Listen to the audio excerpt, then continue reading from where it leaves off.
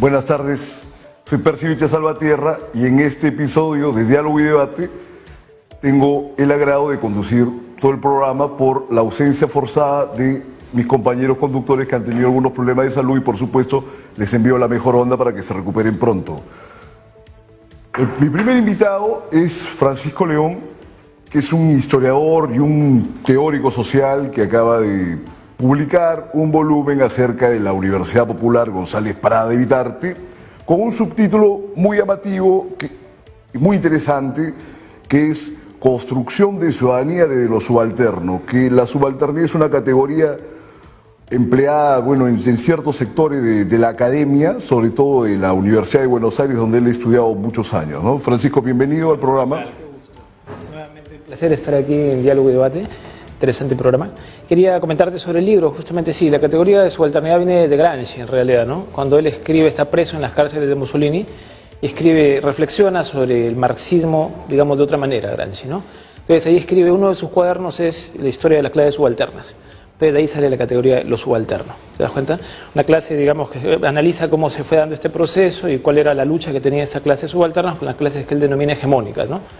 Entonces, eso a su vez rebotó después en los estudios subalternos de la India, postcoloniales, de Ernest Guha, y de ahí tuvo un rebote en lo que era el grupo de estudios subalternos latinoamericanos. ¿Los subalternos se vinculan qué? Así casi de inmediato que con lo marginal, con lo proletario, ¿con qué ámbito? Bueno, en realidad con muchos, es más amplio que eso, o sea, no solo se constriñe a lo que es el proletariado, ni a lo marginal, ¿no? Es un espectro más amplio de una clase que está, como te digo, en constante lucha con las clases hegemónicas, que son fácilmente, para decirlo, las que detentan el poder, las que tienen los medios de producción, ¿no? Entonces, ¿por qué? Construcción de ciudadanía desde lo subalterno. La Universidad Popular de Vitarte fue un espacio donde confluyeron múltiples actores sociales de esa época. ¿Te das cuenta? Entonces, la generación del 20 estaba, ¿no? Sí, estaba gente que participó en el conversatorio de San Carlos también, te das cuenta, estaban los que fundaron después el APRA, el Partido Comunista, estaba Aya, Mariátegui, Basadre, Lébanos, te das cuenta, los lébanos estaban ahí, Fonquén, anarquistas, entonces había mucha gente, incluso había hasta exbreñeros también que participaron, estuvieron en el pueblo de Vitarte, ¿no? Entonces toda esa conjunción de cosas, eran justamente esos personajes, eran, exceptuando algunos universitarios que sí pertenecían a grupo hegemónico, eran actores subalternos, que se dieron la tarea de construir ciudadanía desde ahí, darle las herramientas justamente a los campesinos que también iban de la hacienda La Estrella, por ejemplo, de los obreros textiles sobre todo, darle las herramientas para que se desarrollen como ciudadanos. ¿Te das cuenta? Porque la ciudadanía solo existe cuando se ejerce. No es una propiedad que se tenga o que se guarde, al igual que pasa con el caso del poder, ¿no? Claro. Tú eres ciudadano cuando ejerces tu ciudadanía. ¿Y cómo la ejerces si no tienes las herramientas? Es la pregunta. Entonces, a eso se abocó la Universidad Popular. Y tu propuesta es, de alguna manera, desenmascarar quienes llevaron la dirección plena de esta universidad y la conducción de ese movimiento obrero, porque, según entiendo, y que me lo has referido en otros momentos, es un poco mítico de que solo los intelectuales guiaron a toda esta muchedumbre, inclusive había obreros que también tenían un alto nivel teórico, de alguna manera, ¿no? Te estudiaban los mismos libros que los que estaban en la universidad. A ver, coméntanos sobre eso algo más. Bueno, sobre todo en esas épocas la distancia no era muy grande porque los universitarios eran pocos, ¿no? O sea, los obreros tenían acceso a libros que venían, por ejemplo, por vía Buenos Aires, te das cuenta, venían por otras rutas, y se cultivaban ellos solos, como el caso de los Lébanos, por ejemplo, Lévano era un intelectual, ¿no? ¿Te das cuenta? Y había muchos más, ahí justamente también estaba Grillo, un montón, que eran los que pidieron, son los obreros los que piden a la FEP, que hoy el presidente era de la Torre, que instale la Universidad Popular. O sea, la Universidad Popular se da por un pedido del propio obrero. Eso también hay que tenerlo claro. Un pedido expreso de la muchedumbre. Sí, una carta que ellos pidieron que se instale la Universidad Popular. Y la Universidad Popular, a su vez, el núcleo de la Universidad Popular fueron los acuerdos de la reforma universitaria de Córdoba, llevada a cabo por Gabriel del Mazo, que se implementan después en el Congreso de Cusco del año 1920.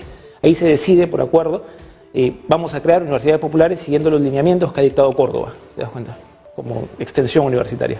Ahora veamos cuál sería la utilidad de todos estos procesos sociales en este momento que estamos tan desarticulados, que igual siempre se hace incidencia, ¿no? Los teóricos, los comentaristas, y algunos políticos también, entre comillas, que la ciudadanía es lo que tiene que robustecerse y todo lo demás, pero no hay un camino claro. A ver, ¿qué indicación, tú en tu investigación has visto que se puede llevar? En esa época sirvió muchísimo la Universidad Popular, como te digo, porque fue el núcleo del cual surgen, pues obviamente, los futuros obreros dirigentes, tanto del APRA como del Partido Comunista.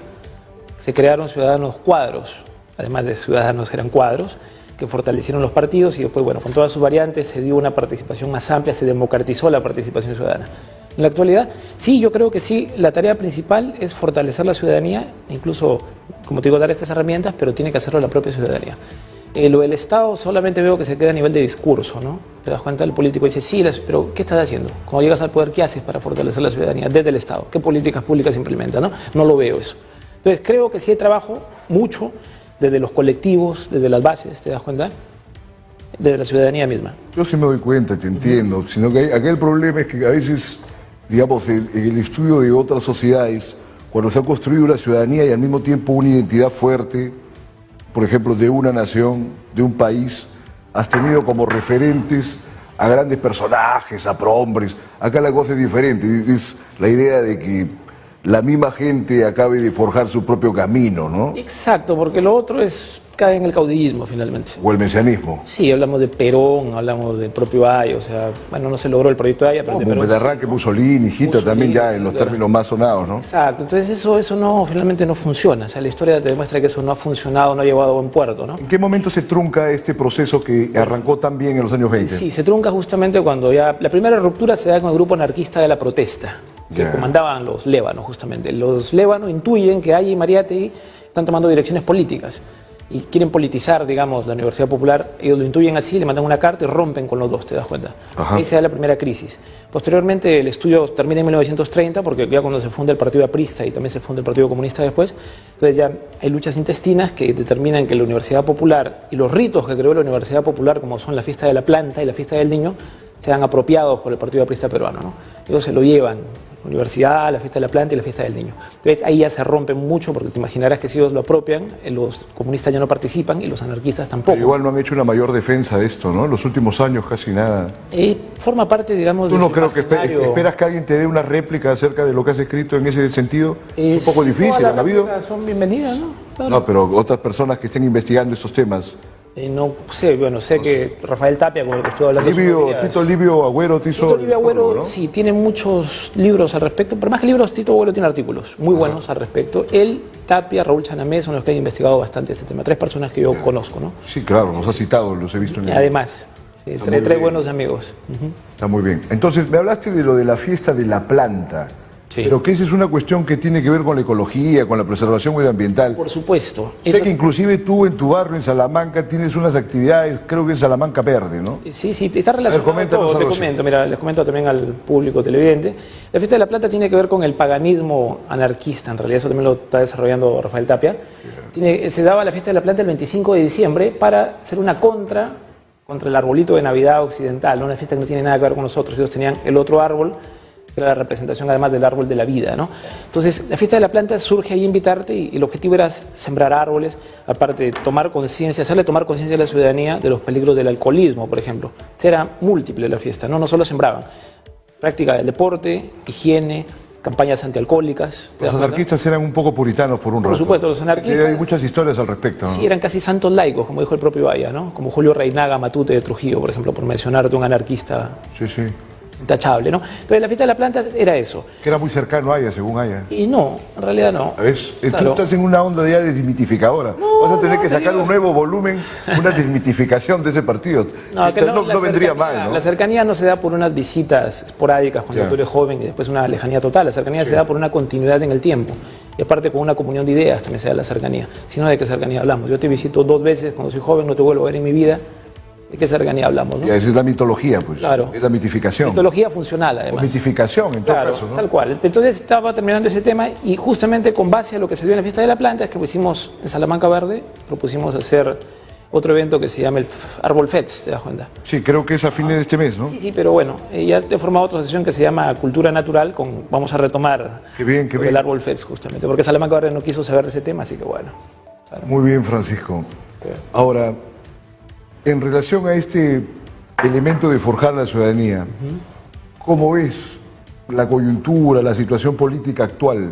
Tú eres un hombre que aparte de hacer estos libros de teoría, eres por supuesto un escritor, un artista, pero siempre estás haciendo incidencia en los temas políticos del momento. Tienes artículos en diversos medios, todo lo demás. A ver, coméntanos cuál es tu visión De la en coyuntura estas actual, últimas semanas, ¿sí? No, terrible, o sea, el país no va a ningún lado, en realidad el presidente no sabe dónde ir, ¿no? O sea, Ese es el primer punto. Y aparte, su propio entorno también no tiene entorno, pues ese es el problema, o sea, de qué entorno Se hablamos. quedó con una bancada que ya no iba a ser bancada, se quedaban 4, jalaron a un personaje del fujimorismo, a Ponce. Pero todo esto de acá parte por la mala elección de PPK, ¿no? O sea, de ahí esa es la madre del cordero, o sea, bueno, y también eso se debe a que el fujimorismo como un elemento cancerígeno del país polariza.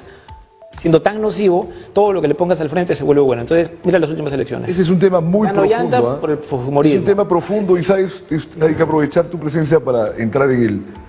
Es decir, mira, luego de la dictadura, ¿no? Luego del fujimorismo, las opciones que se presentaron en democracia, o sea, aparte de ser antifujimoristas en el marco electoral, casi no se han diferenciado de ella, para nada. Tal cual, claro. El caso de PPK ha sido el grado extremo de eso, ¿no? Sí, bueno, PPK es un lobista que nunca tuvo bandera, esa en realidad el tío era fujimorista también, o sea, no sé. Candidata en las pasadas. Todos los claro. que han, o sea, es un discurso decir yo soy antifujimorista, pero en la praxis haces todo lo que el fujimorismo haría en el gobierno, bueno, exceptuando quizás implantar un narcoestado, ¿no? Pero después el resto es similar.